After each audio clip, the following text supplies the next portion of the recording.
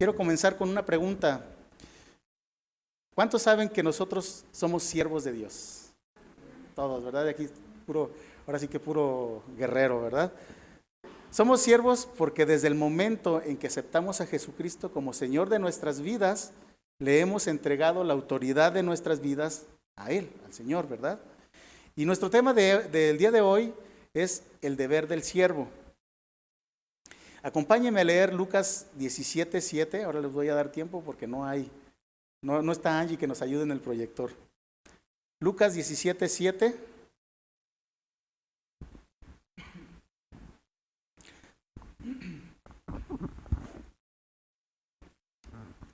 Lucas 17:7. Yo se los voy a leer en la Reina Valera.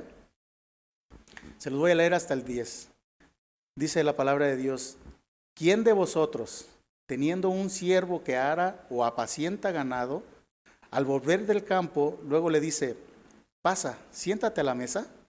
¿No le dice más bien: prepárame la cena, cíñete y sírveme hasta que haya comido y bebido, y después de esto come y bebe tú? ¿Acaso da gracias al siervo porque hizo lo que se le había mandado? Pienso que no.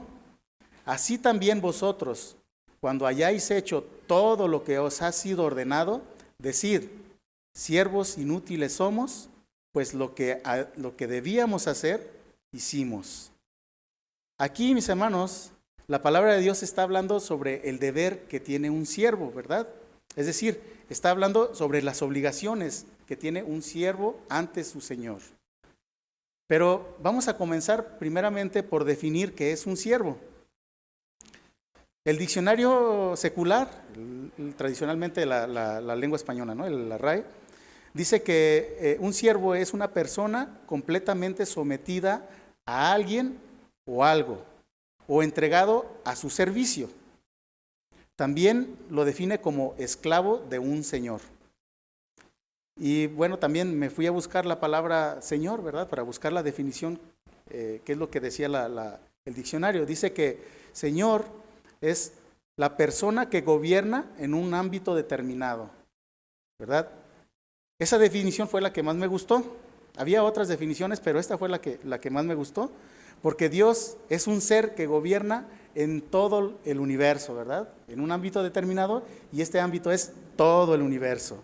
Entonces, un siervo es una persona que está al servicio de alguien más. La palabra siervo, hace alusión a un esclavo. Y es importante recalcar que los esclavos no reciben un salario, ¿verdad? Los esclavos se deben a sus dueños, ya que ellos fueron comprados por un precio que generalmente era por oro o por plata. El siervo, a diferencia de un empleado común, ¿verdad?, no puede renunciar a su trabajo. El siervo no tiene un horario definido. Es decir, que el siervo está a disposición de su señor las 24 horas del día. El salario del siervo, si lo podemos considerar como llamar salario, era el suministro básico para su mantenimiento, ¿verdad? Tenía un lugar a donde dormir y ropa que vestir, aunque obviamente esto no lo podemos llamar salario, ¿verdad? No lo podemos considerar como un salario, sino que ese era el costo que el amo tenía que pagar para mantener vivo y para mantener fuerte al trabajador o a su esclavo. Por ejemplo, pues digamos un granjero que compra un caballo o que compra una res o una chiva, una vaca, no sé, ¿verdad? Algún animal, y para mantenerlo vivo y que estos animales o este animal le sea productivo, es necesario invertirle en el alimento y también es necesario proporcionarle un lugar en donde se pueda resguardar del mal tiempo, porque de lo contrario, pues el caballo o cualquier otro animal, pues tarde o temprano se morirá, ya sea de hambre o por el mal tiempo, ¿verdad? Por alguna enfermedad o qué sé yo. Y bueno, de aquí surge una pregunta: ¿cómo llega una persona a ser esclavo o a ser siervo en los tiempos bíblicos?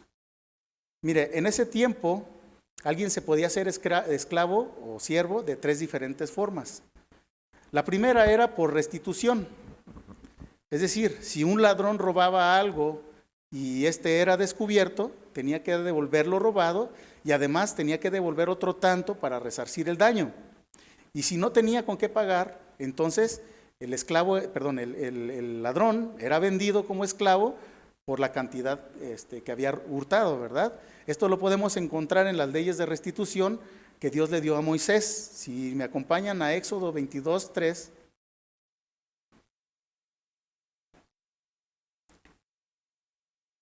Éxodo 22:3. Yo se los voy a leer en traducción viviente. Dice la palabra del Señor: el ladrón que sea capturado pagará la cantidad total de lo que haya robado.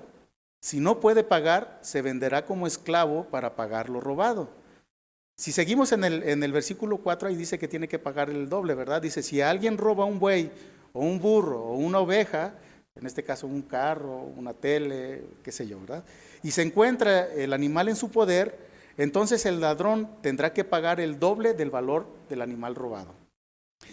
La segunda forma de hacerse esclavo o siervo era siendo capturado como botín de guerra, ¿verdad? El bando ganador, cuando había una guerra, el bando ganador tomaba cautivos a todos los ciudadanos del lugar, ¿verdad? Para llevárselos como esclavos, ya sea para ellos mismos o para venderlos como esclavos, ¿verdad? Y por último, la tercera forma por la cual alguien se podía hacer esclavo era por una deuda impagable. Si la persona contraía una deuda y por algún motivo no podía pagarla, él y su familia se vendían como esclavos, ¿verdad?, al que le debían, junto con todas sus posesiones. Aunque debo aclarar que en el caso de los hebreos, ellos no podían ser esclavos por más de 6 años, es decir, ellos conseguían su libertad después de los 6 años de ser esclavos, ¿verdad? O antes del séptimo año.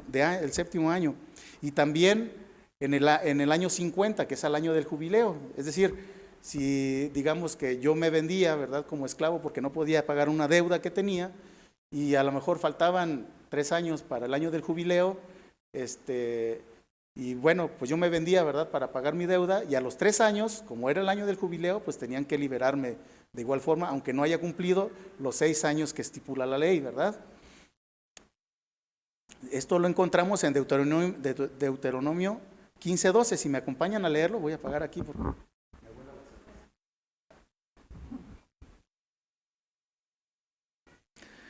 Deuteronomio 15:12, en Reina Valera, dice: si se vendiere a ti tu hermano hebreo o hebrea y te hubiere servido 6 años, al séptimo le despedirás libre. Y aquí ya nada más como nota importante, ¿verdad? Los esclavos que no eran hebreos, es decir, cualquier otro esclavo, no tenía la posibilidad de ser libre ni después de los 6 años, ni a los 50 años, ¿verdad? Ellos eran esclavos de por vida. Pero si el esclavo es hebreo, después de los 6 años, ¿verdad?, que tenía que pagar para pagar su deuda, por su propia voluntad decidiera no ser libre, sino que por amor a su amo, ¿verdad?, quisiera continuar siendo su esclavo porque a lo mejor le va bien con él o porque simplemente ama a su amo, tenía que hacerlo oficial ante los jueces.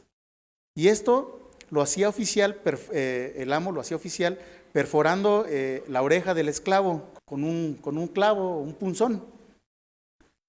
Si vamos esto lo podemos encontrar en Deuteronomio 15:16, acompáñenme para leerlo. Deuteronomio 15:16, Reina Valera, dice: si él te dijere, el esclavo, no te dejaré porque te ama a ti y a tu casa y porque le va bien contigo, entonces tomarás una lesna, es decir, un punzón o un clavo, y horadarás su oreja contra la puerta y será tu siervo para siempre. Así también harás con tu criada.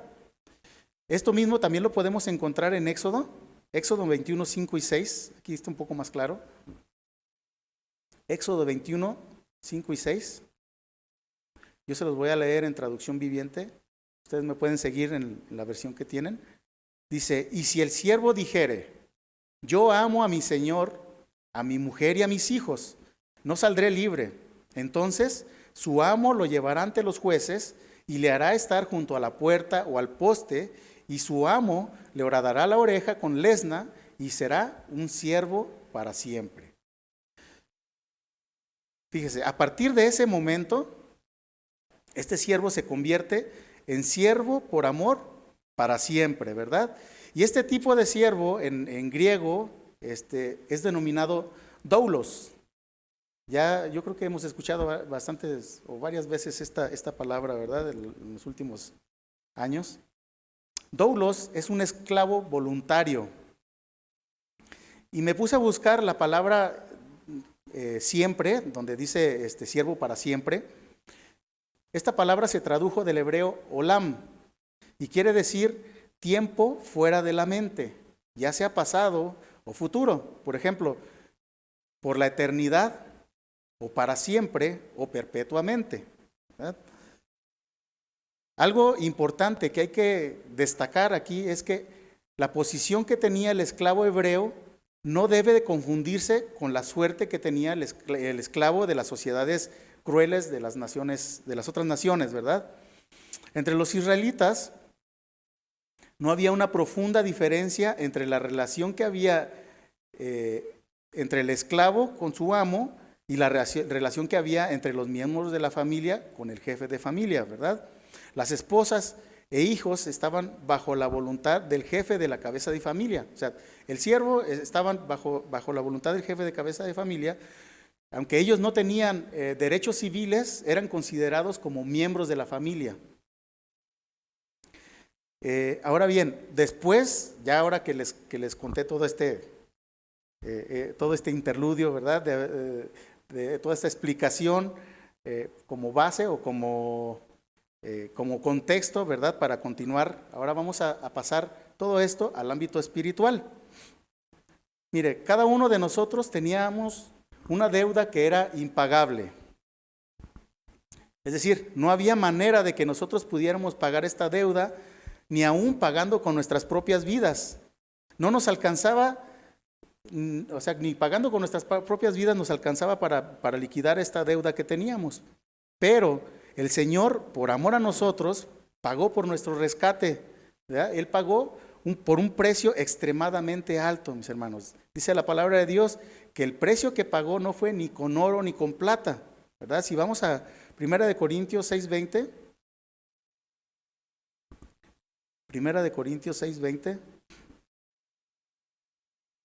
dice la palabra de Dios, porque habéis sido comprados por precio. Glorificad pues a Dios en vuestros cuerpos y en vuestro espíritu, los cuales son de Dios.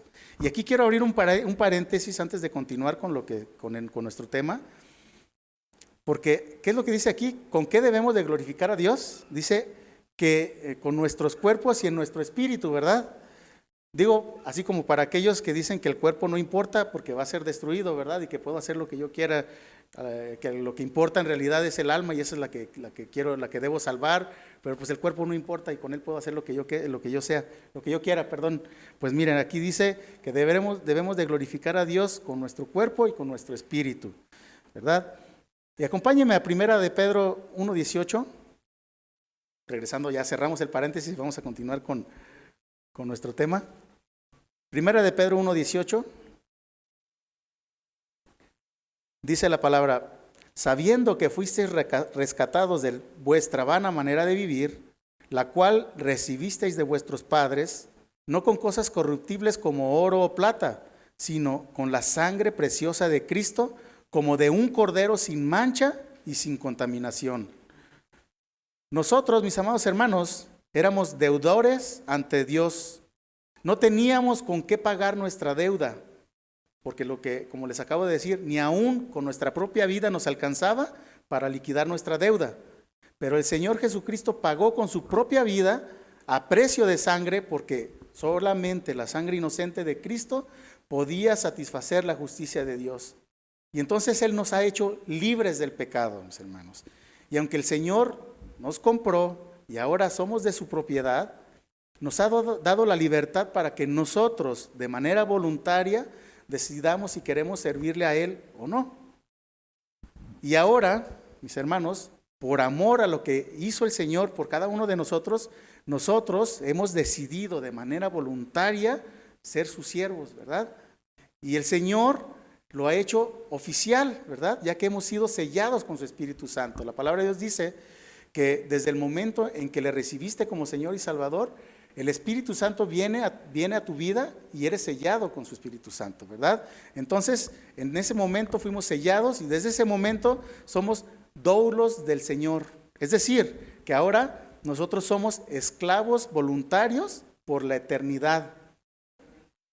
Y ahora estamos a su entera disposición, mis amados hermanos. Esto quiere decir que las 24 horas de nuestro tiempo, de nuestro día, le pertenecen a Dios.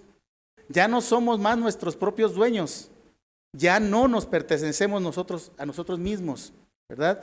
Él tiene el derecho, mis hermanos, y puede solicitar nuestro servicio en el momento que Él así lo decida, incluso a la hora que Él quiera, ¿verdad? Aunque sabemos que Él no es un Dios caprichoso y no es como los que esclavizaban a la gente, ¿verdad? Y los tenían a sus esclavos pobres bien, ahora sí que, ¿cuál es la palabra? Eran bien negreros, esa era la palabra. Ahora nosotros nos debemos, ¿verdad? No debemos de poner resistencia a Dios, ¿verdad? Porque ahora nosotros somos de su propiedad, aunque originalmente por la creación nosotros somos de su propiedad desde el principio, ¿verdad? Pero además Él nos compró con su sangre, entonces ahora somos doblemente de su propiedad.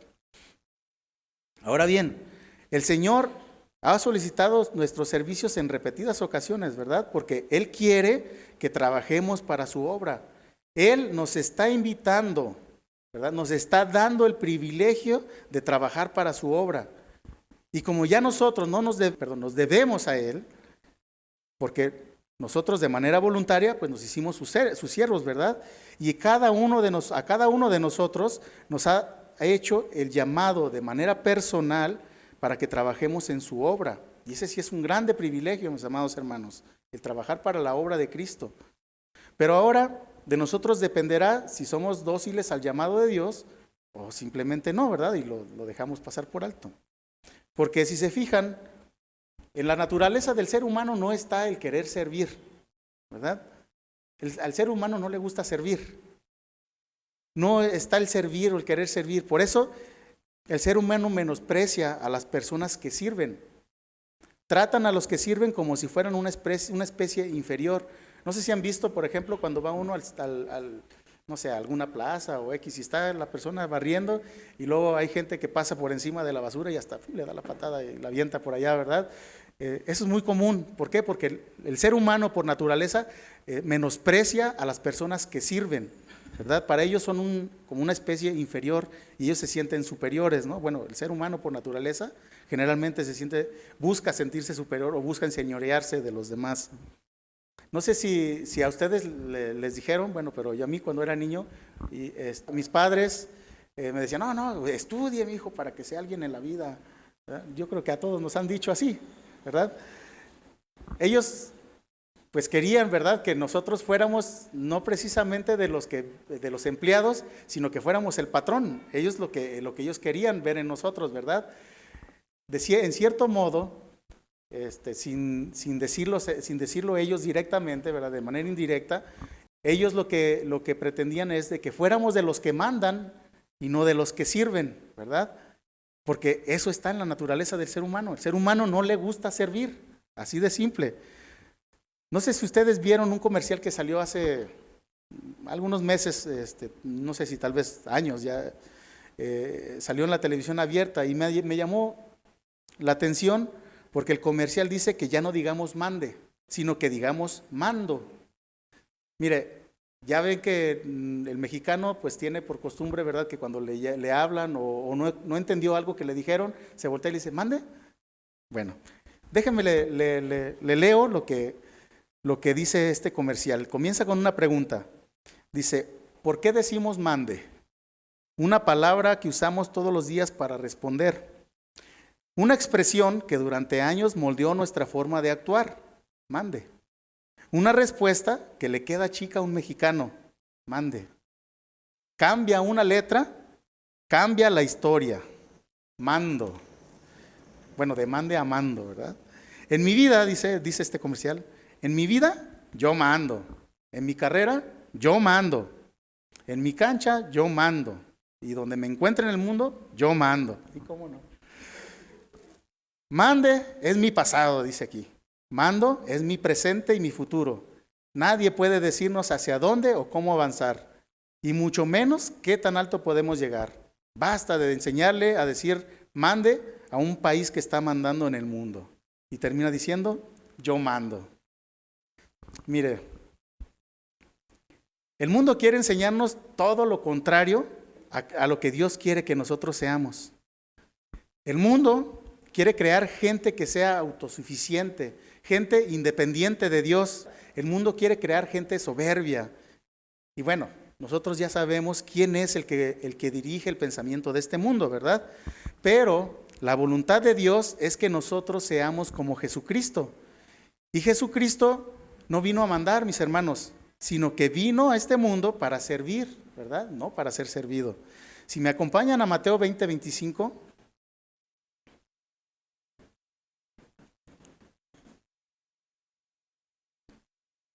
Mateo 20:25, yo se los voy a leer en traducción viviente, ustedes lo pueden leer en la que tienen en la mano. Dice la palabra de Dios: pero Jesús los reunió a todos y les dijo: ustedes saben que los gobernantes de este mundo tratan a su pueblo con prepotencia y los funcionarios hacen alarde de su autoridad frente a los súbditos. Pero entre ustedes será diferente. El que quiera ser líder entre ustedes deberá ser sirviente, y el que quiera ser el primero entre ustedes deberá convertirse en esclavo.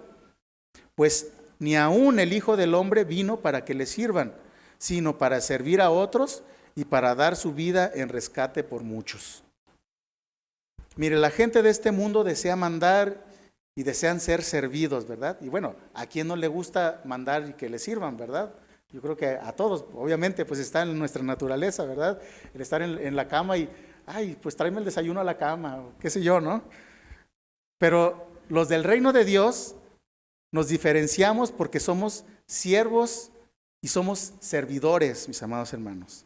Entonces, aquí el llamado es: sirvamos como Cristo, mis hermanos. Imitemos a Cristo porque Él sirvió. Mire, el cristianismo es ser como Cristo.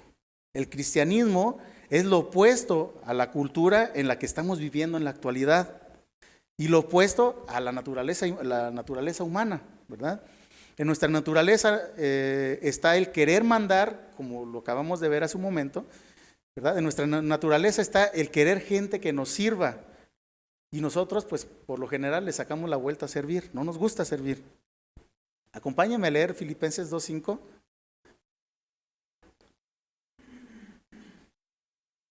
En traducción viviente se los voy a leer. Tengan la misma actitud que tuvo Cristo Jesús. Aunque era Dios, no consideró que el ser igual a Dios fuera algo a lo cual aferrarse. En cambio, renunció a sus privilegios divinos, adoptó la humilde posición de un esclavo y nació como un ser humano. Cuando apareció en forma de hombre, se humilló a sí mismo en obediencia a Dios y murió en la cruz como morían los criminales. Fíjense, nuestro Señor Jesucristo se humilló a tal grado, mis amados hermanos, que tuvo que estar 9 meses en la matriz de una criatura suya. No sé si lo puede dimensionar. O sea, Él como creador se humilló a hacerse una criatura y estuvo 9 meses gestando en la matriz de una criatura suya, mis hermanos. Y siendo Dios, vivió como un simple ser humano y fue humillado y fue rechazado, mis amados hermanos. Que en nosotros haya esa mentalidad como la que tuvo Cristo. Que soñar en grande no sea nuestro motor de vida, mis hermanos.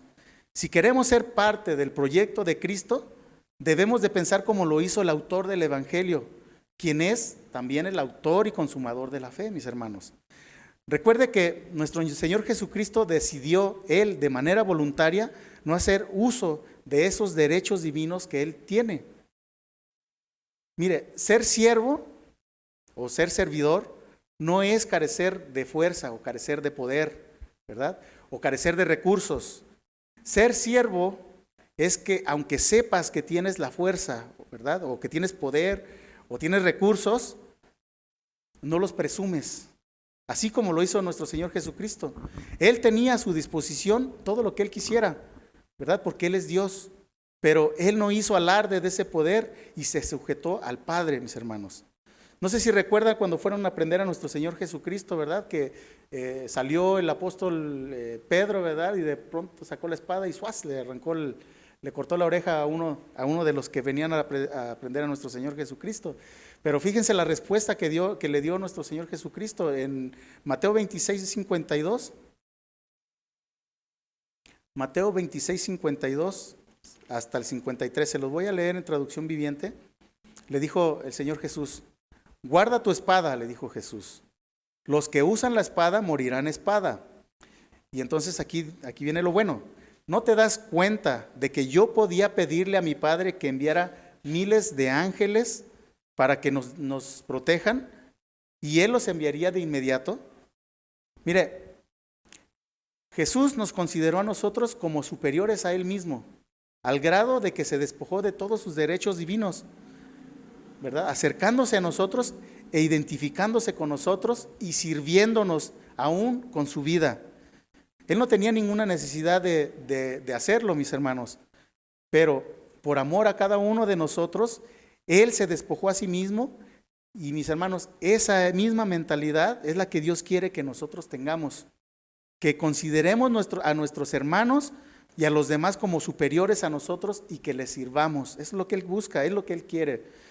Si vamos a Filipenses 3:10, vamos a encontrar que ese era el sentir del apóstol Pablo. Mire, el servir a Dios implica dar nuestras vidas, mis hermanos, sabiendo que habrá adversidades en el camino y también sabiendo que habrá oposición y sabiendo que habrá sufrimientos. Eso es lo que decía el apóstol Pablo. Aquí en Filipenses 3:10 dice, se los voy a leer en traducción lenguaje actual: por eso, lo único que deseo es conocer a Cristo, es decir, sentir el poder de su resurrección, sufrir como Él sufrió y aún morir como Él murió. Y ese, mis hermanos, es el sentir que debe haber en cada uno de nosotros. ¿Cuántos saben que predicar el Evangelio es un deber y no es opcional? Yo creo que todos lo sabemos, ¿verdad? La predicación de las nuevas de salvación es un deber que se debe de cumplir porque Dios lo ha encomendado. Si me acompañan a leer Marcos 16:15, al revés. Aquí vamos a encontrar, ¿verdad?, lo que es la gran comisión. Ya todos conocemos la cita bíblica. Y les dijo el Señor: id por todo el mundo y predicad el evangelio a toda criatura. Mire, esa no les dijo, ¿será que puedan ir? ¿O tendrán ganas de ir? No, ¿verdad? Les dijo que fueran, fue una orden. Esa fue una orden que el Señor nos dio a todos los que hemos sido rescatados con su sangre. ¿Usted ha sido rescatado con la sangre de Cristo, mi hermano? Entonces esta orden también es para usted, mi hermano, para usted y para mí, no solo para usted, ¿verdad? El Señor nos ha encomendado la tarea de predicar el evangelio a todas las criaturas, dice aquí. ¿Estaremos cumpliendo la orden que el Señor nos ha encomendado? Porque esa fue una orden del Señor, ¿verdad? El Señor nos ha dado esta orden y a todos los que hemos sido rescatados con su sangre. Recuerde que no es necesario irse a Estados Unidos, a China, a Corea, ¿no? A China, no sé, no es necesario irse a otro país, o ni siquiera es necesario irse a otro estado, mis hermanos. Se entiende que no todos somos Pablo, ¿verdad? Pero todos, sin excepción, a todos se nos ha encomendado esta tarea y el primer lugar donde debemos de comenzar esta labor es ¿dónde? En nuestros hogares, ¿verdad? Con nuestras esposas, o las esposas con sus esposos, con nuestros hijos, con nuestras hijas, ¿verdad? Y si aún, si ya terminó con eso y le queda tiempo, bueno, pues entonces con sus familiares más cercanos, ¿verdad? Que no conocen de la palabra de Dios. Y si terminó con eso también, bueno, pues con sus vecinos, mi hermano. Pero lo importante es que debemos de obedecer la orden hecha por nuestro Señor. Y si no la estamos cumpliendo, entonces quiere decir que tal vez no le estamos creyendo a Dios. Ahora bien, ¿cuál es la motivación correcta para anunciar el Evangelio, mi hermano? Acabamos de ver que anunciar las nuevas de salvación no es una actividad que nosotros hayamos o que hagamos por iniciativa propia, ¿verdad? Sino que la realizamos por mandato de Dios, ya que fue nuestro Señor Jesucristo quien nos encomendó esta orden, ¿verdad? Esta tarea. Por consecuencia, la motivación o lo que nos mueva a realizar esta tarea nunca debe de ser el beneficio personal, sino la obediencia a Dios, ¿verdad? Y el amor a aquellos que viven cegados por el pecado y que no conocen lo que ya ha hecho nuestro Señor Jesucristo por toda la humanidad, ¿verdad? Recuerde que en otro tiempo nosotros estábamos igual que aquellas personas, estábamos muertos espiritualmente y no podíamos reaccionar. Pero hubo alguien que por amor a nuestra alma y en obediencia a ese mandato, al mandato de Dios, se acercó a nosotros y nos abrió los ojos con la palabra de Dios, mi hermano. Y la palabra de Dios entonces nos dio vida a nosotros. Por eso pudimos reaccionar y por eso pudimos atender al llamado, mi hermano. Lo que nos motive a nosotros a anunciar el Evangelio siempre debe de ser el amor a Dios primeramente y por consecuencia el amor a mi prójimo. Pero nunca para buscar el reconocimiento público o por conveniencia propia, ¿verdad? Buscando un interés personal o buscando obtener un beneficio de aquella persona, ¿no? Ya sea por parte de la persona a la que quieres evangelizar, que a lo mejor muchos pues quieren evangelizar y luego ya después le dicen, no, pues el Señor me dijo que me des, no sé, ¿verdad? No, nada de eso, ¿verdad? Sino que debe de ser por el amor a esa alma, ¿verdad? Si alguna vez sentimos que merecemos algún crédito extra por servir a Dios, estamos muy equivocados, mis hermanos, ya que obedecer a Dios es un mandato de Dios, es decir, que es nuestro deber, es nuestra obligación, mis hermanos, y no es un favor o un acto de caridad que le estamos haciendo a Dios, ¿verdad? No, al Señor no le estamos haciendo ningún favor.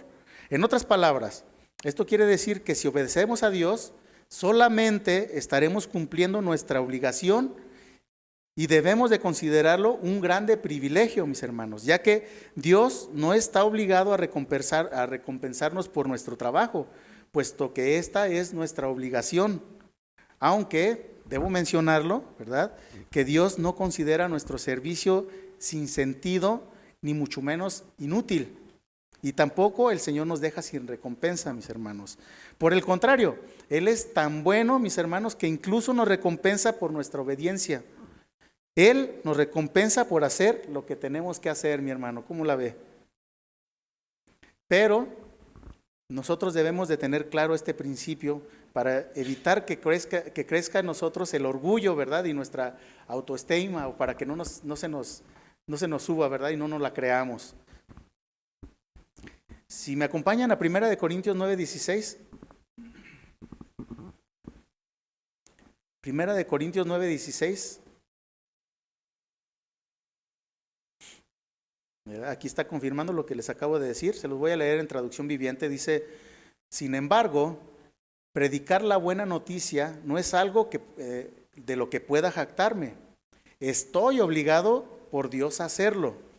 Qué terrible sería para mí si no predicara la buena noticia. Si lo hiciera por mi propia iniciativa, merecería que me paguen. Pero no tengo opción, porque Dios me ha encomendado este deber sagrado. Mire, un siervo que obedece los mandatos de Dios no puede presentar ningún reclamo especial por estar meramente cumpliendo su trabajo, su deber. Recordemos que las recompensas de Dios son por gracia y no por méritos. Si predicáramos por iniciativa propia, mis hermanos, podríamos esperar una recompensa personal, pero al hacerlo por mandato de Dios, esta recompensa personal queda completamente excluida. Fíjese lo que dice en Job 22. Vamos a Job 22:2. Yo se lo voy a leer en traducción viviente. del 2 al 3. Usted me puede acompañar, puede seguirme en la versión que tiene ahí. Dice, aquí son una serie de preguntas que está haciendo. Dice, ¿puede una persona hacer algo para ayudar a Dios? ¿Puede aún el sabio ser ayuda para él? ¿Saca algún provecho el Todopoderoso con que tú seas justo? Y si fueras perfecto, ¿le sería de beneficio? Bueno, ahorita regresamos a estas preguntas. Vayamos rápidamente a Romanos 11:35. Vamos a seguir en traducción viviente, Romanos 11:35. Y dice, ¿y quién le ha entregado tanto para que él tenga que devolvérselo? Mire, esta serie de preguntas retóricas están destinadas para hacer reflexionar al cristiano sobre la idea de que nosotros, los seres humanos, no podemos hacer nada para ayudar a Dios o para influir en su perfección, ¿verdad? Si regresamos a la primera pregunta que vimos en Job, dice, esta pregunta que dice, ¿puede una persona hacer algo para ayudar a Dios? Obviamente, esta serie de preguntas son preguntas retóricas y las respuestas son más que evidentes, ¿verdad? Pero bueno, aquí vamos a ahondar un poquito más en la respuesta. Dice, esta pregunta plantea la idea de que Dios es todopoderoso y no necesita la ayuda de los seres humanos para lograr sus propósitos, porque el ser humano es considerado limitado en comparación con la grandeza de Dios. La siguiente pregunta que hace ahí mismo en Job dice, ¿puede aún el sabio ser de ayuda para él? Mira, aquí Dios está diciendo que incluso una persona sabia, inteligente, no puede proporcionar ninguna asistencia real a Dios, ya que la sabiduría humana es insignificante en comparación con la sabiduría de Dios. La tercera pregunta que aparece ahí en Job dice, ¿saca algún provecho el Todopoderoso con que tú seas justo? Aquí, mis hermanos, el Señor plantea la idea de que la justicia de una persona no agrega absolutamente nada a la perfección de Dios. Dios es perfecto por sí mismo y no necesita que los seres humanos seamos perfectos para que Él sea perfecto, ¿verdad? Y la última pregunta que hace aquí en Job dice, ¿y si fueras perfecto, le sería de beneficio? Aquí plantea la idea, ¿verdad?, de que incluso si una persona fuera completamente perfecta, que sabemos que eso es imposible, porque dice la palabra de Dios en Romanos 3:10, ¿verdad?, que no hay justo ni aún uno. Pero en el supuesto de que hubiera una persona perfecta, esto aún así no añadiría nada a la perfección de Dios, ya que Dios es perfecto por naturaleza y no depende de la perfección del ser humano, ¿verdad? Y por último, en la pregunta que vimos en Romanos dice, ¿y quién le ha entregado tanto para que él tenga que devolvérselo? Aquí el Señor resalta que nadie puede darle algo a Dios que no haya sido dado por Él, ¿verdad? Es decir, que todo lo que los seres humanos tenemos, nuestra casa, nuestra cuenta en el banco, nuestras esposas o sus esposos, nuestros hijos, etcétera, todo lo que tenemos, mis amados hermanos, aún nuestra propia vida ha sido otorgada por Dios y no podemos reclamar ningún mérito por lo que Él nos ha dado, porque todo lo que tenemos nos ha sido dado por gracia, mis hermanos. Esto lo reconoció el rey David cuando, no sé si se acuerdan, cuando estaba ofreciendo ofrenda para la construcción del templo. En Primera de Crónicas 29:14, no es necesario que lo busque, yo se lo leo, dice, porque ¿quién soy yo y quién es mi pueblo para que pudiésemos ofrecer voluntariamente cosas semejantes? Hablando de la ofrenda que estaban dando. Pues todo es tuyo y de lo recibido de tu mano te damos, ¿verdad? No tenemos ningún mérito, aún cuando damos nuestra ofrenda, pues qué mérito es si el Señor ya nos dio primero el dinero, ¿verdad?, con el que vamos a ofrendar. No tenemos ningún mérito ni ahí ni en eso. En otras palabras, mis hermanos, estas preguntas retóricas destacan la superioridad y la perfección de Dios sobre el hombre, recordándonos que no podemos influir en Dios ni agregar nada a su grandeza y a su perfección, ya que Él es infinitamente superior a nosotros en todos los aspectos. Imaginémonos a un estudiante que obtiene una calificación perfecta en un examen. Este estudiante podría sentirse muy orgulloso de su logro, ¿verdad? Porque podría pensar que su perfección en el examen lo hace especial a todos los demás y lo hace superior, ¿verdad? A todos los demás. Sin embargo, su profesor, podría recordarle que todas las preguntas del examen se basaban en lo que él les había enseñado en clase, ¿verdad? Y que en última instancia la fuente de su éxito es el trabajo y la enseñanza del profesor. En ese caso, pues el estudiante no puede reclamar el mérito total por su calificación perfecta, ya que se basó en lo que le fue enseñado, ¿verdad? Además de que la perfección del estudiante en el examen que hizo no le agrega nada a la perfección del profesor como educador. Al igual que este estudiante, ¿verdad? Este estudiante no puede añadir nada a la perfección del profesor. El ser humano no puede hacer nada que mejore la perfección de Dios, mis hermanos. Todo lo que tenemos y cualquier bien que nosotros le podamos hacer a alguna otra persona, a los demás, se basan en las bendiciones y en los dones que Dios nos ha otorgado. Y no podemos igualar o superar la grandeza de Dios. Por otra parte, un discípulo que obedece los mandamientos de Dios no puede hacer reclamos, ningún reclamo especial, ¿verdad? Por cumplir meramente su deber, porque ese es nuestro deber, ¿verdad? Eso quiere decir que la obediencia a Dios siempre debe de ser un acto de servicio y no solo para buscar las recompensas de Dios, ¿verdad? Si me acompañan a leer Isaías 64:6.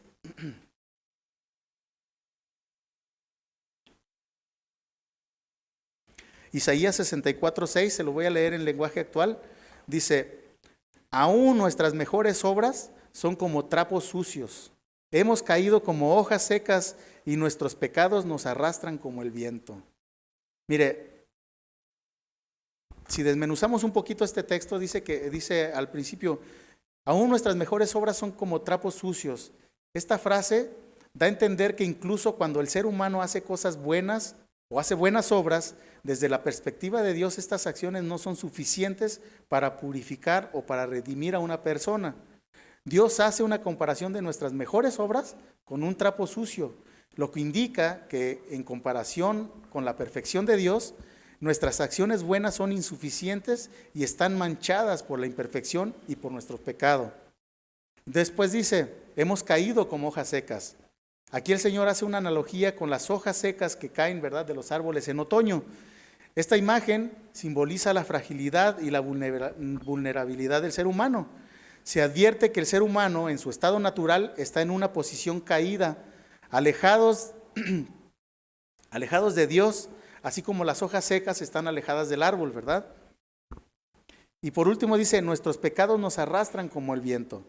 Esta parte del texto destaca la idea de que los pecados tienen un efecto negativo sobre nosotros. Como el viento que arrastra las hojas secas, así los pecados se consideran una carga que arrastra a las personas hacia la imperfección y hacia la separación de Dios. Y desde el punto de vista de Dios, incluso las mejores acciones que nosotros podamos hacer no pueden redimirnos, ¿verdad? Debido a la inherente fragilidad y a la pecaminosidad del ser humano. Y finalmente recordemos que las recompensas de Dios se otorgan siempre por gracia, no son méritos personales, no por méritos personales. Y desde la perspectiva de Dios, cualquier beneficio o cualquier bendición que podamos recibir no se basa en nuestros méritos o en nuestras acciones personales. Estas recompensas son dones y son regalos de Dios dados de manera gratuita. No podemos ganarnos o no podemos merecer estas bendiciones de Dios a través de nuestras acciones o de nuestros esfuerzos. Entonces las recompensas de Dios son un acto de generosidad de Dios, ¿verdad? Más que un pago por nuestras acciones. Recordemos que los dones y los ministerios están destinados para el beneficio de la iglesia, mis hermanos. Es decir, para fortalecer a mis hermanos espiritualmente, ¿verdad? Y para promover el crecimiento en la iglesia. Esto significa que cada miembro de la iglesia, entiéndase, el cuerpo de Cristo, posee habilidades y roles específicos que contribuyen al beneficio de la iglesia en general. Por ejemplo, alguien que tiene el don de maestro puede ayudar a los miembros de la iglesia a profundizar en las en la comprensión de las Escrituras, ¿verdad? Fortaleciendo su fe y el conocimiento de las cosas espirituales. Un ministro con el don de la exhortación puede motivar y puede animar a los creyentes en tiempos de dificultad, ¿verdad? Fortaleciendo así la unidad y la perseverancia dentro de la congregación.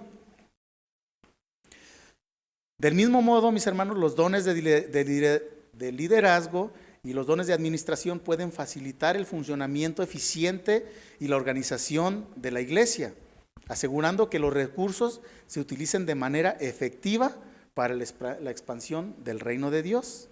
Y ya para concluir, mis hermanos, nosotros somos siervos inútiles. Ay, va a decir, ¿por qué inútiles? Porque solamente obedecemos, ¿verdad? Obedecemos lo que nos fue mandado, o sea, hacemos lo que el Señor nos ha enviado, ¿verdad? Obedecemos porque correspondemos al amor que el Señor nos demostró, que a pesar de que nosotros somos pecadores, Cristo murió por nosotros. Y debemos de reconocer con una actitud de humildad que aunque cumplimos con nuestras responsabilidades espirituales, no merecemos un trato especial o no merecemos elogios ni cumplidos, ¿verdad? Hacer lo que Dios nos manda es una parte fundamental de la vida del cristiano y no debe de ser un motivo de orgullo o un motivo de expectativas de recompensa, ¿verdad? El líder de alabanza no debe de esperar que toda la congregación le dice, ay, qué bonito cantas, ¿verdad? O al pastor, ay, qué bonito predicas, ¿no, mis hermanos? La obediencia y el servicio en la vida espiritual deben de ser realizados con humildad y sin buscar recompensas o reconocimientos, ya que cumplir con los mandamientos es nuestro deber y es nuestra responsabilidad, mis hermanos. Bien, pues ¿qué le parece si oramos?